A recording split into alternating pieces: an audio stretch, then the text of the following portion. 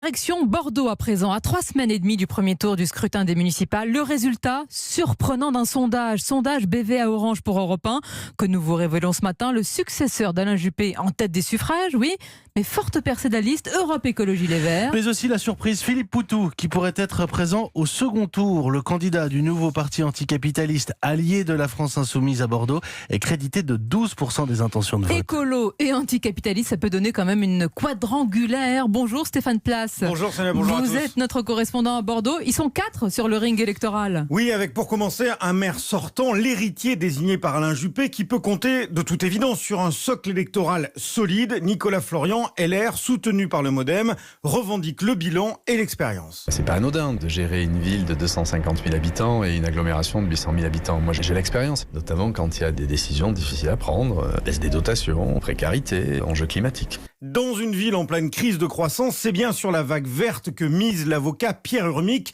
candidat écologiste et opposant de Juppé pendant 25 ans. Cette ville ne peut plus être urbanisée en faisant la part belle à la promotion immobilière. Nous prenons une mesure radicale. On construira la ville, uniquement sur des emplacements qui sont déjà urbanisés.